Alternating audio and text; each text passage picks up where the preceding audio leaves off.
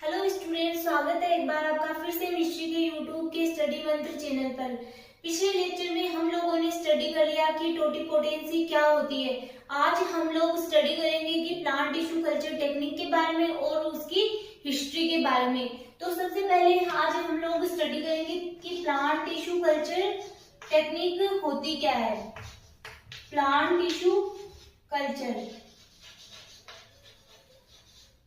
तो student plant tissue culture का मतलब मीनिंग क्या होता है कि प्लांट टिश्यू कल्चर मतलब प्लांट या प्लांट के किसी भी पार्ट जैसे कि सेल हो, टिश्यूज हो या ऑर्गन हो, उनको टेक्निक्स के द्वारा उनको किसी मतलब प्लांट्स के किसी भी स्मॉल पार्ट के द्वारा होल प्लांट का रीजनरेशन करना, तो वो ही प्लांट टिश्यू कल्चर कहलाता है।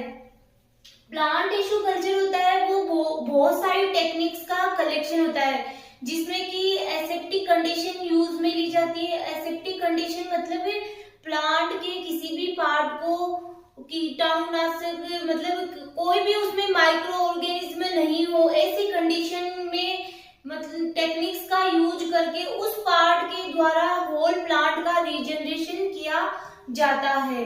तो आज हम लोग उसी के बारे में डिस्कस करेंगे। देखो क्या होता है स्टूडेंट्स की, जैसे कि ये कोई प्लांट है, ये मान लो कोई रोज का प्लांट है, तो अगर हम लोग इसकी कोई या तो सेल्स ले सकते हैं या टिश्यूज ले सकते हैं या कोई ऑर्गन ले ले, तो हम मतलब किसी प्लांट का कोई भी पार्ट लेकर के हम उसको टिश्यू कल्चर करवा सकते हैं। तो हम लोगों ने इसमें से कोई सा भी पार्ट एक्सप्लांट के रूप में ले लिया, फिर इसको क्या करते हैं हम लोग किसी टेस्ट ट्यूब में स्टेराइल कंडीशन में डालते हैं, ठीक है, और उसमें क्या डालते हैं, न्यूट्रिशन प्रोवाइड करवाते हैं। ये है एक्सप्लांट। यहाँ पे लगाया जाता है कॉटन प्लग। यहाँ पे स्टूडेंट्स कॉटन प्लग क्यों लगाया जाता है, ताकि इसमें से ऑक्सीजन है वो पास होती रहे और इसके अंदर कोई भी माइक्रो ऑर्गेनिज्म है वो एंट्री ना कर पाए, ताकि जो हमारा एक्सप्लांट है वो डैमेज ना हो। इसलिए यहाँ पे इस टेस्ट ट्यूब के ऊपर कॉटन प्लग लगाया जाता है। फिर क्या होता है कि थोड़े टाइम बाद में इस न्यूट्रिशन मीडियम में जब हम लोग क्या देखते हैं कि इस एक्सप्लांट के द्वारा किसका फॉर्मेशन होता है, इरेगुलर मास का फॉर्मेशन होता है, जिसको कि हम लोगों ने क्या बोला था, केलस। ये होता है केलस, ठीक है, कि थोड़े टाइम बाद में हम लोग क्या देखते हैं कि इसमें किसका फॉर्मेशन होता है, इरेगुलर पेरेन्काइमेटस सेल्स का मतलब अनऑर्गेनाइज्ड फॉर्म में एक मास का फॉर्मेशन होता है, जिसको बोला जाता है केलस। फिर इसको हम लोग मतलब रूटिंग और शूटिंग के लिए क्या करते हैं, इसमें और अधिक न्यूट्रिशन ऐड करते हैं। तो इसमें और अधिक न्यूट्रिशन ऐड करने पर मतलब इसमें ऑक्सीन और साइटोकाइनिन का छिड़काव करते हैं, तो हम लोग क्या देखते हैं कि इसमें किसका फॉर्मेशन होने लग जाता है, सूट का फॉर्मेशन होने लग जाता है। और रूट थोड़े टाइम बाद में उसमें अगर इसको हम रूटिंग मीडियम में रखते हैं तो इसमें रूट का फॉर्मेशन होने लग जाता है। और उसके बाद हम लोगों को क्या प्राप्त होता है, एक प्लांटलेट प्राप्त होता है, जिसको थोड़े टाइम के लिए इसको ग्रीन हाउस में रखा जाता है, फिर इसको सोइल में ट्रांसफर कर दिया जाता है। तो यही होता है प्लांट टिश्यू कल्चर टेक्निक। ये हम लोगों को क्या प्राप्त हो गया, प्लांटलेट प्राप्त हो गया। इसको हम लोग आगे ऑर्गेनोजेनेसिस से आगे बहुत सारी प्रोसेस ऐसी आएगी जो आपके लिए अननोन होगी। जैसे जैसे हम लोग धीरे धीरे step by step sequence wise study करेंगे, वैसे वैसे आप लोगों को ये सारे समझ में आती जाएगी कि केलस का फॉर्मेशन किस प्रकार से हुआ, प्लांटलेट का फॉर्मेशन, केलस से प्लांटलेट का फॉर्मेशन किस प्रकार से हुआ। इस टॉपिक को हम लोग बहुत डीपली स्टडी करेंगे, क्योंकि इसमें आपके बहुत सारे टॉपिक्स दे रखे, जैसे कि एंथर कल्चर है, एम्ब्रियो कल्चर है, सोमेटिक सेल्स द्वारा कल्चर कल्चर है, प्रोटोप्लास्ट कल्चर है, इनको हम लोग प्लांट टिश्यू कल्चर में बहुत डीपली स्टडी करेंगे। आज हम लोग ओनली प्लांट टिश्यू कल्चर की हिस्ट्री के बारे में ही नोट्स रेडी करेंगे कि इसके बारे में सबसे पहले किसने बताया था। वैसे तो मैंने आप लोगों को कल ही बता दिया था कि सबसे पहले प्लांट टिश्यू कल्चर के बारे में किसने बताया था, हेबरलैंड ने। तो हेबरलैंड ने सबसे पहले, आज फिर हम लोग बात कर लेते हैं इस पे कि 1902 में सबसे पहले हेबरलैंड ने किसको प्रूव किया था, टोटिपोटेंसी को प्रूव किया था। ठीक है, वो क्या मतलब जो हेबरलैंड नामक साइंटिस्ट थे वो क्या कर रहे थे, लीव्स की पेलिसेड टिश्यू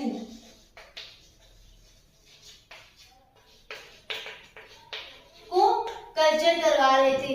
लीव्स की पेलिसेड टिश्यू को कल्चर करवाते ही मतलब उनका जो इस एक्सपेरिमेंट का पर्पस तो कुछ और था, लेकिन उन्होंने क्या किया, इस पर्पस के थ्रू ही उन्होंने प्लांट टिश्यू कल्चर टेक्निक को डेवलप कर दिया। वो केवल पेलिसेड टिश्यू से कल्चर करवा के प्लांट लेट का फॉर्मेशन कर रहे थे, तो उन्होंने ही इस टेक्निक के बारे में सबसे पहले बताया था हेबरलैंड ने। फिर इनके बाद कई साइंटिस्ट आए जिन्होंने अलग अलग टेक्निक्स दी, जैसे कि जो मतलब 1964 में आए गुहा और माहेश्वरी नामक साइंटिस्ट, जिन्होंने धतूरा के एंथर कल्चर से क्या प्राप्त किए, हेप्लॉइड प्लांट प्राप्त किए। ठीक है, तो उसके बाद में मतलब इनके बाद में और भी बहुत सारे साइंटिस्ट आए, कईयों ने जो सोमेटिक एम्ब्रियो कल्चर करवाया, कई जो आए उन्होंने सोमेटिक हाइब्रिड प्राप्त किए। निकोटियाना की स्पीसीज से सबसे पहले सोमेटिक हाइब्रिड का प्रोडक्शन किया गया। तो इनको ही आगे मतलब अपन अपने नोट्स के द्वारा स्टडी करेंगे। तो आज का हमारा टॉपिक है प्लांट टिश्यू कल्चर की हिस्ट्री। तो आगे हम इनके नोट्स रेडी करेंगे। नोट डाउन करेंगे, plant tissue culture is a collection of techniques. मतलब प्लांट टिश्यू कल्चर होता है वो बहुत सारी टेक्निक्स का क्या होता है, कलेक्शन होता है। यूज्ड टू मेंटेन और ग्रो प्लांट सेल, किसमें यूज किया जाता है, प्लांट सेल्स को मेंटेन करने में और उनको ग्रो करवाने में। टिश्यू और organs under aseptic condition, tissue और organ under aseptic condition. Under aseptic condition का मतलब होता है कि मतलब एक प्रकार से कीटाणु नाशक, जहाँ पे कोई भी माइक्रो ऑर्गेनिज्म प्रेजेंट नहीं होते, वो होती है aseptic condition. On a nutrient culture medium, एक न्यूट्रिएंट कल्चर मीडियम पर। It is widely use to produce clones of a plant. ये किसमें यूज किया जाता है, बहुत ज्यादा इसका यूज किया जाता है कि किसी प्लांट के क्लोन बनाने में। Plant in a method known as, और इस मेथड को क्या बोला जाता है, माइक्रो प्रोपागेशन। इस मेथड को ही बोला जाता है माइक्रो प्रोपागेशन। ठीक है, तो ये है प्लांट टिश्यू कल्चर की डेफिनेशन। तो आप नोट डाउन कर सकते हो, इसकी डेफिनेशन बहुत इजी लैंग्वेज में लिखी हुई है। फिर हम लोग बात करते हैं कि इंट्रोडक्शन, सबसे पहले कि प्लांट टिश्यू कल्चर में मतलब किन किन सेल्स को ग्रो करवाया जाता है।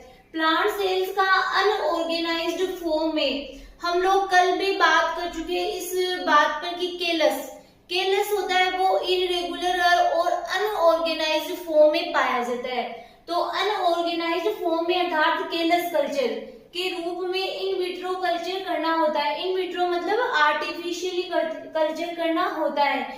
इसी प्रकार सेल कल्चर उन कल्चर को कहते हैं जिनमें सम सेल्स ग्रुप में रहती है।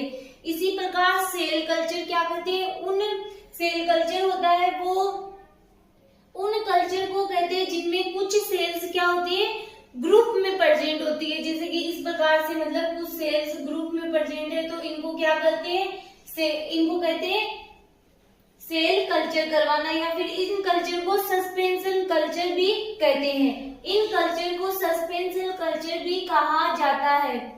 इसके अलावा ऑर्गन कल्चर में क्या आ जाता है, root tip, shoot tip and embryo etc को कल्चर करवाया जाता है। जैसे कि हम लोगों ने कल इस बारे में डिस्कस कर लिया था कि जो प्लांट टिश्यू कल्चर होता है उसमें एक्सप्लांट के रूप में हम प्लांट के किसी भी पार्ट को यूज में ले सकते हैं। मतलब जिस पार्ट को हम लोग कल्चर करवाने के लिए यूज में ले रहे हैं उसको बोला जाता है एक्सप्लांट। तो ये सारे root tip, shoot tip, embryo, इनको अगर कल्चर करवाने के लिए यूज में लिया जा रहा है तो ये एक प्रकार के एक्सप्लांट कहलाएंगे। फिर हम लोगों ने लिखा है history of plant tissue culture. हम लोग अब आते हैं हिस्ट्री पे कि सबसे पहले किसने प्लांट टिश्यू कल्चर के बारे में बताया था। जैसा कि हम लोग प्रीवियस लेक्चर में भी स्टडी कर चुके थे कि सबसे पहले प्लांट टिश्यू कल्चर के बारे में हेबरलैंड ने बताया था कि उन्होंने सबसे पहले किसको प्रूव किया था, टोटिपोटेंसी को प्रूव किया था। तो वो यहाँ पे लिखा हुआ है कि टिश्यू कल्चर की स्टार्टिंग 1902 में तब हुई जब हेबरलैंड ने लीव्स से पेलिसेड टिश्यू को आइसोलेट करके उन्हें कल्चर कराने का प्रयास किया था। मतलब सबसे पहले टिश्यू कल्चर की स्टार्टिंग किनके द्वारा की गई, हेबरलैंड नामक साइंटिस्ट के द्वारा ही की गई। तो इन्होंने जब क्या किया कि इन्होंने लीव्स से पेलिसेड टिश्यू को आइसोलेट करके उनको कल्चर करवाया। अब पेलिसेड टिश्यू क्या होता है, आप सब लोग जो बायोलॉजी के स्टूडेंट है वो सब जानते हैं कि पेलिसेड टिश्यू क्या होता है। फिर भी मैं बता देती हूँ आपको कि पेलिसेड टिश्यू होते हैं उनमें क्लोरोप्लास्ट की बहुत अधिक मात्रा पाई जाती है, जहाँ पे फोटोसिंथेसिस की प्रोसेस संपन्न होती है। जो लीव्स में अपर एपिडर्मिस और क्यूटिकल के नीचे का पार्ट होता है, जो नीचे मतलब क्यूटिकल और अपर एपिडर्मिस के जो नीचे की सेल्स होती है वो ही होती है मतलब पेलिसेड टिश्यू, उसी को बोलते हैं पेलिसेड उत्तक या खम्भ उत्तक भी बोला जाता है इसको हिंदी में, को आइसोलेट करके उन्हें कल्चर करवाने का प्रयास किया। तो हेबरलैंड ने इस एक्सपेरिमेंट का पर्पज, जो हेबरलैंड है उसके इस मतलब जो ये एक्सपेरिमेंट किया उसका पर्पज तो क्या था कि सोमेटिक सेल्स की टोटिपोटेंसी को प्रूव करना था। अब सोमेटिक सेल्स क्या होती है, बायोलॉजी के स्टूडेंट को अच्छे से पता है, वेजिटेटिव सेल को ही सोमेटिक सेल कहा जाता है, काय कोशिका। मतलब एम्ब्रियो के अलावा जो सेल्स होती है कि टोटिपोटेंसी को प्रूव करना था। अब है फिर आगे है टोटिपोटेंसी प्रूव करने के प्रयासों के फलस्वरूप ही प्लांट सेल का इन विट्रो कल्चर करने की टेक्निक का डेवलपमेंट हुआ। मतलब इनका पर्पस तो क्या था, सोमेटिक सेल्स की टोटिपोटेंसी को प्रूव करना था, बट मतलब इसी के चलते उन्होंने किसका डेवलपमेंट कर दिया, मतलब इन विट्रो कल्चर कराने की टेक्निक को डेवलप कर दिया। इसी को ही प्लांट टिश्यू कल्चर कहा गया।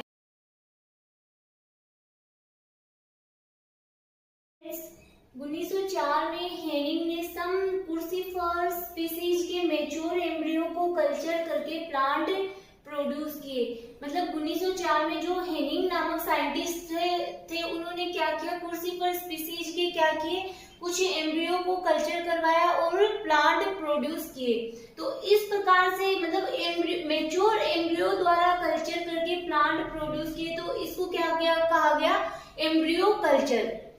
आगे है 1925 में लाइबेज ने लाइनम जीनस के एक इंटरस्पेसिफिक हाइब्रिड के एम्ब्रियो को कल्चर करके हाइब्रिड प्लांट प्रोड्यूस किए। इन प्रोसेस को मतलब ये जो प्रोसेस है इनको एम्ब्रियो कल्चर कहा गया।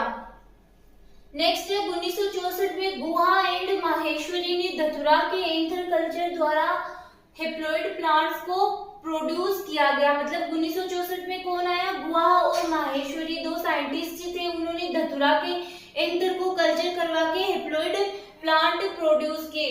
आगे हम एंथर कल्चर, पोलन कल्चर, इनको बहुत डिटेल से स्टडी करेंगे। 1960 में है कुकिंग ने सेल वॉल डिग्रेडिंग एंजाइम का यूज करके, मतलब सेल वॉल को डिग्रेड किया तो हम लोगों को क्या प्राप्त हुआ, प्रोटोप्लास्ट। तो प्रोटोप्लास्ट कल्चर के द्वारा भी हेप्लॉइड प्लांट को प्रोड्यूस किया गया। फिर protoplast is a plant cell without cell wall. मतलब प्रोटोप्लास्ट एक ऐसी सेल होती है whose cell wall is removed, जिसकी सेल वॉल को क्या किया गया है, रिमूव किया गया है। तो आगे है जिनका साइटोप्लाज्म ओनली किसमें कवर रहता है, प्लाज्मा मेम्ब्रेन से कवर रहता है, उसको क्या कहा जाता है, प्रोटोप्लास्ट। कभी कभी जो बीएससी और एमएससी के स्टूडेंट्स हैं उनके एग्जाम पेपर में पूछ भी लिया जाता है 2 नंबर के क्वेश्चन में, शॉर्ट क्वेश्चन में, व्हाट इज प्रोटोप्लास्ट। तो आप इजीली उसकी डेफिनेशन लिख सकते हो कि protoplast is a plant cell without cell wall, या फिर whose cell wall is removed, जिसकी सेल वॉल को क्या किया गया, रिमूव किया गया है। फिर 1972 में है कार्लसन एट और कार्लसन और उनके साथियों ने निकोटियाना स्पीसीज, मतलब जो निकोटियाना स्पीसीज है उनके प्लांट्स का मतलब क्या किया, प्रोटोप्लास्ट का फ्यूजन करके सर्वप्रथम सोमेटिक हाइब्रिड प्लांट प्रोड्यूस किए। फिर नेक्स्ट है 1944 में कौन आए, स्कुग ने क्या किया, तंबाकू पित्त टिश्यू से सूट बड का डिफरेंशिएशन रिपोर्ट किया।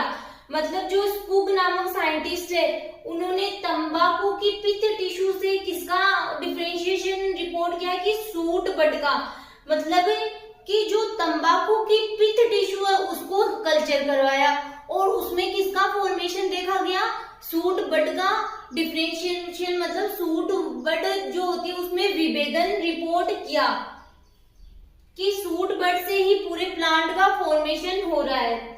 फिर 1957 में स्कुग एंड मिलर ने सूट रूट डिफरेंशिएशन का कंट्रोल साइटोकाइनिन ऑक्सिन रेशियो द्वारा होना रिपोर्ट किया।